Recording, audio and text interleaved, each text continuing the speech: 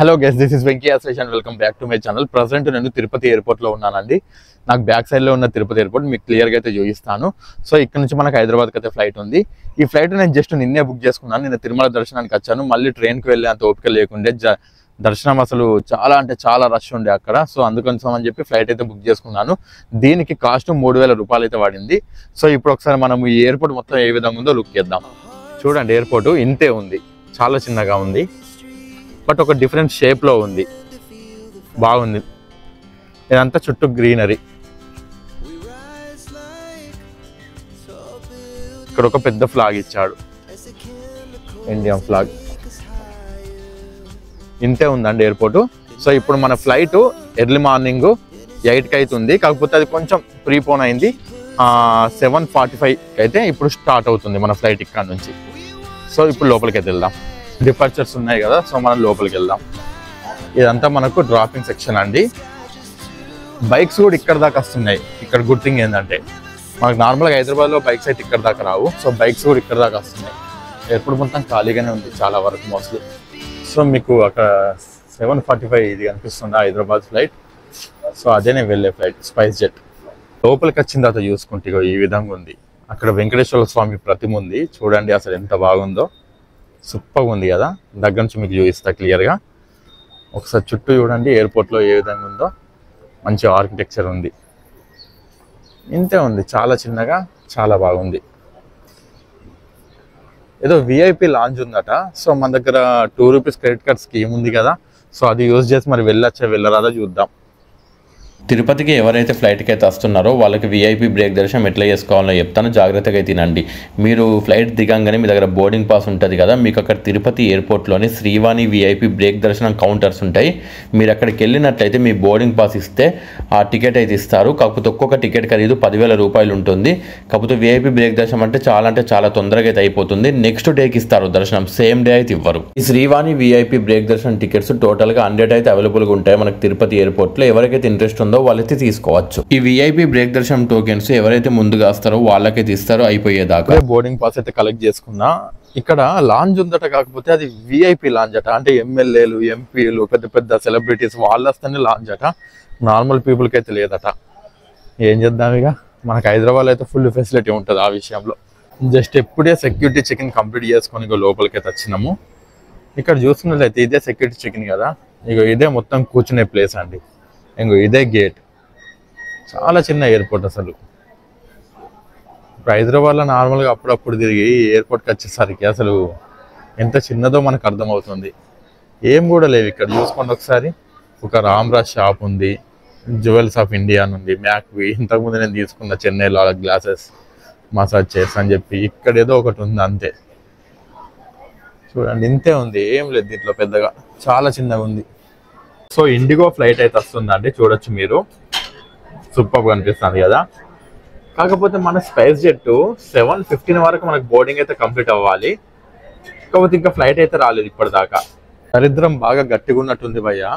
పొద్దుగాల 7:45 ఉండాల్సిన ఫ్లైట్ అదేదో మిడ్ ఎయిర్లకి హైదరాబాద్ నుంచి మనకు తిరుపతికి అయితే రావాలి. అది మిడ్ ఎయిర్లకి లేచిన తర్వాత ఏదో టెక్నికల్ ప్రాబ్లం వచ్చిందట.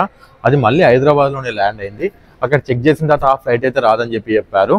సో ఇప్పుడు ఏంటంటే చెన్నై నుంచి ఒక ఫ్లైట్ తెప్పిస్తామన్నారు. నేనైతే మొత్తం ఫుల్ రిఫండ్ చేసేయని చెప్పి అన్నాను. ఒక ½ అన్ అవర్ వెయిట్ చేయండి సార్ అన్నారు. రిఫండ్ చేస్తే పూర్తిగా నాకు ట్రైన్కి కూడా నేను వెళ్ళిపోవచ్చు, పెద్ద పనేం కాదు. హైదరాబాద్ పోకుండా పెద్ద నడుస్తుంది మనకి. కాకపోతే ఏంటంటే ఇప్పుడు ఫుల్ రిఫండ్ చేస్తామంటే ఒక ½ అన్ అవర్ ఆగమన్నారు. ఇప్పుడు ఎంత అవుతుంది టైము? 8 అయితే అవుతుంది అనుకుంటా మేబీ. టైం ఇప్పుడు 8 అవుతుంది. సో 8:30 వరకు వెయిట్ చేసి వాళ్ళు ఏం చెప్తారో చూసి దాన్ని బట్టి అసలు ఇంకో ఫ్లైట్ చెన్నై నుంచి తెప్పిస్తే, చెన్నై నుంచి ఇక్కడికి ఫ్లైట్ రావాలంటే జస్ట్ 15 మినిట్స్లో వస్తుంది, చాలా దగ్గర కదా. అదే చెప్పారు వాళ్ళు కూడా. చూద్దాం మరి, let's see. So Tirupati airport నుంచి బయటకు అయితే వచ్చేసానండి. టికెట్ క్యాన్సిల్ చేసుకున్నాను. మొత్తం 3200 రూపీస్ అయితే వాపస్ వస్తాయని చెప్పారు. కాకపోతే నాకు థర్డ్ పార్టీ ఛార్జెస్ కింద మన కట్ అయితే కావచ్చు. ఆ ఫ్లైట్ ఎప్పుడు వస్తుందో కూడా కన్ఫర్మ్ లేదు. ఇందాక మీకు చెన్నై నుంచి వస్తాయని చెప్పాను కదా, అది ఎప్పుడు వస్తుందో కూడా కన్ఫర్మ్ లేదు. సో కన్ఫర్మ్ లేని దానికోసం ఇక్కడ వెయిట్ చేసే బదులు సీదా నవజీవన్ ఎక్కుతాం, సీదా మంచిర్యాల దిగుతూ ఆరామ్సే ఇంటికి పోవచ్చు. సో అట్లా అని చెప్పి అయితే వెళ్తున్నాను. తిరుపతి ఎయిర్పోర్ట్ ఫస్ట్ మంచి గట్టి ఎక్స్పీరియన్స్ అయితే ఇచ్చినావు పో. సో మళ్ళీ ఒకసారి వద్దాంలే, నిన్ను వదిలిపెట్టేది అయితే లేదు. కాకపోతే మంచిగా ఉందండి ఎయిర్పోర్ట్ అయితే, చిన్నగా బ్యూటిఫుల్గా ఉంది. సో ఇక్కడ నుంచి మనం ర్యాపిడో కానీ ఓలా కానీ తీసుకొని రోడ్కి వెళ్దాం. రేణిగుంట మెయిన్ రోడ్కి వచ్చి మనము గూడూరుకి వెళ్ళే బస్సు అయితే ఎక్కినాము. ఈ వీడియో చూసి మీరు ఏం నేర్చుకోవచ్చు అంటే, ఒకవేళ మీరు మంచిర్యాల, బెల్లంపల్లి, గోదావరిఖని ఏరియా వాళ్ళు అయితే మీరు ఒకవేళ మీ ఫ్యామిలీతో తిరుపతికి వచ్చినట్లయితే రిటర్న్ ప్రయాణంలో మీరు ఏ విధంగా బస్సెస్ ఎక్కాలి అండ్ ట్రైన్స్ ఏ విధంగా ఉంటాయి, సో ఇవన్నీ అయితే మీకు ఈ వీడియోలో డీటెయిల్గా అయితే చూపిస్తాను. వీడియో స్కిప్ చేయకుండా చూడండి. ఫైనల్లీ రీచ్ టు గూడూరు అండి. చూసుకోవచ్చు మీరు, నేను స్టేషన్లో అయితే ఉన్నాను. ఇక్కడికి రాగానే ఇక్కడ బాత్రూమ్స్ బాగుంటాయండి, మంచిగా ఫ్రెష్గా అయితే స్నానం చేసేసిన. సో ఇప్పుడు బయటకు వెళ్ళి మనం తిందాము. మనకు 12:05 అవుతుంది నవజీవన్, కాకపోతే అది ఒక అర్ధగంట లేట్ తోటి ఒక 12:35, 12:40 వరకు అయితే నడుస్తుంది. పర్లేదు, అది మంచిగానే. నేను చాలాసార్లు ఎక్కిన ట్రైన్ బాగానే పోతుంది. అది తిరుపతికి వచ్చిన వాళ్ళు ఎవరైనా ఉంటే తిరుపతి నుంచి డైరెక్ట్ ట్రైన్స్ ఉండే కంటే గూడూరుకి, అంటే గూడూరుకి వచ్చి మీరు గూడూరు నుంచి ఎక్కినట్లయితే నవజీవన్ రోజు ఉంటుందండి. మీరు కరెంట్లీ అవైలబిలిటీ కూడా దొరుకుతుంది. మీరు ఎర్లీ మార్నింగ్ 8కి 9కి ఆ విధంగా చెక్ చేసినట్లయితే, అంటే ఆఫ్టర్నూన్ 12:05 ఉంటుంది గూడూరులో. మీరు ఎర్లీ మార్నింగ్ 8 to 9 చెక్ చేసినట్లయితే ఒకవేళ కరెంట్లీ అవైలబిలిటీ దొరికితే మీరు వెంటనే తిరుపతి నుంచి వెళ్ళి డైరెక్ట్ గూడూరుకి వచ్చేయచ్చు. సీదా మంచిర్యాల వరకు వెళ్తాం. మంచి సూపర్ స్పీడ్ ట్రైన్, అది చాలా బాగుంటుంది. గూడూరు దగ్గర ఈ ఫుల్ మీల్స్ అయితే తీసుకున్నానండి. ఫుల్ వచ్చేసి 90 రూపీస్ అండి, రీజనబుల్. కొంచెం టేస్ట్ కూడా బాగానే ఉంది. సో ఫైనల్లీ మనం ఎక్కే ట్రైన్ అయితే వస్తుంది, చూసుకోవచ్చు. నవజీవన్ ఎక్స్ప్రెస్. ఇది మనకు చెన్నై నుంచి అహ్మదాబాద్ వరకు అయితే రోజు నడుస్తుంది. ఇది మంచిర్యాలలో మనకి 9:45 ఆ టైంలో అయితే దించుతుంది. సో దీనికి నేను 3 ఎకనమీ అయితే బుక్ చేసుకున్నాను. ఇదే నా కోచ్ అండ్ లోపలికి ఎక్కి చూపిస్తాను ఇది ఏ విధంగా ఉందో లోపల. దీనికి మనకు కాస్ట్ అరౌండ్ 930 రూపీస్ పడింది. 3 ఎకనమీ మరియు 3 టైర్ ఏసీకి పెద్ద తేడా ఏముండదు, రెండు సిమిలర్గానే ఉంటాయి. కాకపోతే మనకి 3 టైర్ ఏసీ అయితే ఒక 970, 980 రూపీస్ ఆ విధంగా పడింది. దీనికైతే జస్ట్ 930 to 940 రూపీస్ ఆ విధంగా పడింది. మంచిగా ఎక్కి పక్క అయితే అరేంజ్ చేసుకున్నాను. దీంట్లో కూడా పిల్లో, బ్లాంకెట్ అన్నీ అయితే ఇస్తారు.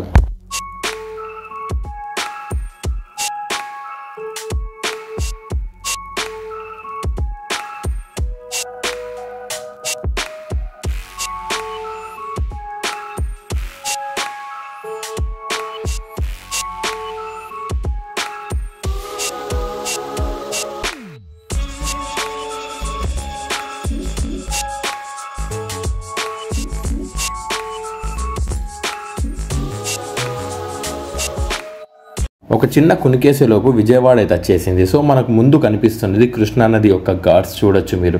సో ఇక్కడ కనిపిస్తుంది అమ్మవారి టెంపుల్ అనుకునేరు, అమ్మవారి టెంపుల్ కాదు. మనము గూడూరు నుంచి విజయవాడ సైడ్ వెళ్తున్నాం కాబట్టి మనకు ఇప్పుడు బ్రిడ్జ్ ఎండింగ్లో అవుతున్నాము.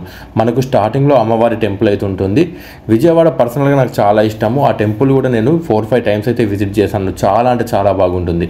సో ఇలా కృష్ణానదిని ఎంతమందికి ఈ బ్రిడ్జ్ మీద నుంచి చూడడం ఇష్టమో కామెంట్ అయితే చేయండి. చాలామంది ట్రైన్లో నుంచి ఈ ఘాట్ వచ్చిందంటే చాలు, ఐ మీన్ ఈ బ్రిడ్జ్ వచ్చిందంటే చాలామంది డోర్స్ దగ్గరికి వచ్చి ఆ విధంగా చూస్తూ ఉండిపోతారు. అలా ఎంత అందంగా ఉంది ఒకసారి మీరే చూడండి. చాలా అంటే చాలా బాగుంది. సో మీరు ఎంతమందికి ఈ ప్లేస్ ఇష్టమో కింద కామెంట్ అయితే చేయండి. ఒకవేళ నచ్చే ఉంటే మీరు ఇంతకుముందు ఎప్పుడు ఈ టెంపుల్ని విజిట్ చేయకపోతే అమ్మవారి టెంపుల్ని ఖచ్చితంగా విజయవాడ వెళ్ళి విజిట్ చేయండి. సో బ్రిడ్జ్ స్టార్టింగ్లో వచ్చేసరికి మనకి చెట్ల పక్కకు ఉన్నది అమ్మవారి టెంపుల్ అండి, చూడొచ్చు మీరు. కాకపోతే మనకైతే ఏం కనబడట్లేదు. చిన్నగా ఇక్కడ ఒకటి శూలం మార్క్ లాగా కనిపిస్తుంది చూసారా, అదే అమ్మవారి టెంపుల్. విజయవాడ రైల్వే స్టేషన్ నుంచి కూడా చాలా అంటే చాలా దగ్గర ఉంటుంది. మీకు ఎవరికైనా ట్రైన్స్ చేంజ్ అయ్యేది ఉంటే ఖచ్చితంగా ఇక్కడికి వచ్చి అమ్మవారి టెంపుల్ని అయితే విజిట్ చేయండి.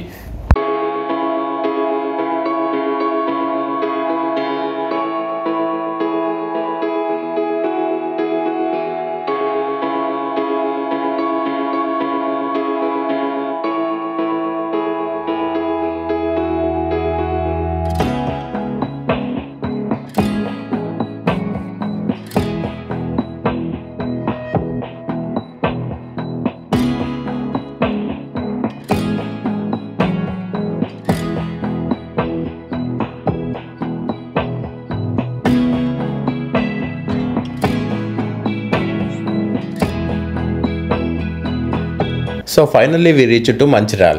ఇప్పుడు టైం మనకు 9:10 అయితే అవుతుంది. యాక్చువల్ టైం 9:30, కాకపోతే ఒక పావు గంట అయితే డిలే అయింది.